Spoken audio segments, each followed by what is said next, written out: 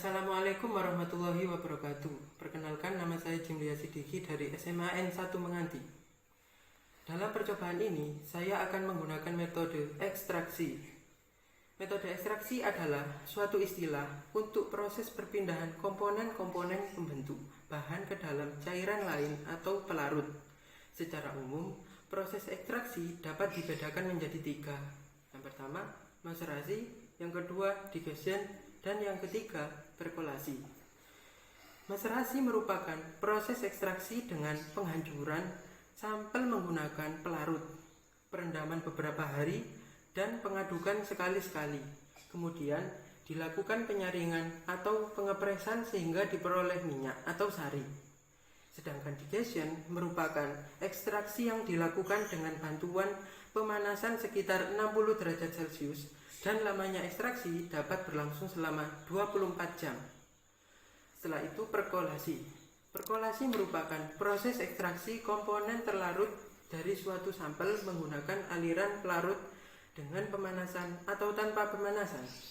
Setelah itu akan membahas kelebihan metode ekstraksi maserasi. Keuntungan metode maserasi adalah peralatan yang digunakan sederhana. Namun ada kelemahan, yaitu waktu yang digunakan untuk ekstraksi lama dan memerlukan pelarut yang banyak. Selanjutnya akan membahas langkah kerja. Prosedur penentuan kadar minyak metode maserasi yaitu: yang pertama, kacang tanah di blender sampai halus. Yang kedua, ditimbang sampel sebanyak 25 gram. Yang ketiga, dimasukkan ke dalam desikator selama 30 menit. Yang keempat, ditambahkan pelarut sebanyak 250 ml sampai sampel terendam. Yang kelima, dimaserasi selama 24 jam. Yang keenam, ditimbang Erlenmeyer kosong. Yang ketujuh, dicatat masanya. Yang kedelapan, disaring di dalam Erlenmeyer kosong yang diketahui masanya. Yang kesembilan, didapatkan filtrat dan residu. Yang kesepuluh, diuapkan pelarut N-heksan dari filtrat hingga habis dengan menggunakan penangas. Yang ke-11, dimasukkan Erlenmeyer yang berisi minyak ke dalam oven selama 1 jam. Yang ke-12, didinginkan di dalam desikator selama 30 menit. Yang ke-13, ditimbang Erlenmeyer yang berisi minyak, dicatat beratnya dan hitung persentasenya.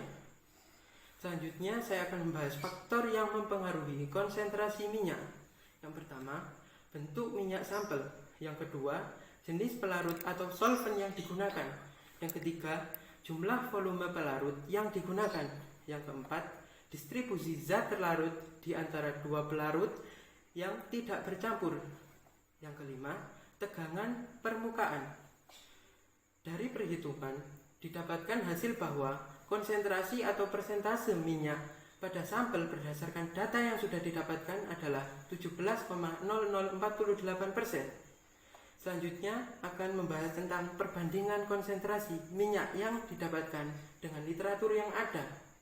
Berdasarkan data yang sudah didapatkan, konsentrasi dari minyak tanah adalah 17,0048%. Sedangkan pada literatur yang sudah ada didapatkan hasil bahwa minyak kacang tanah memiliki konsentrasi 15-20%.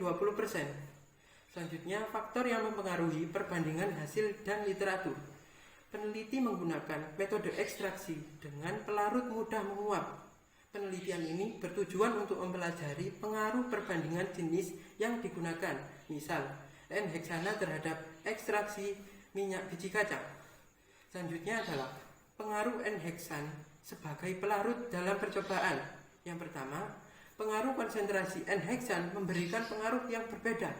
Yang kedua, waktu maserasi memberikan pengaruh yang sangat nyata pada taraf P kurang dari 0,01.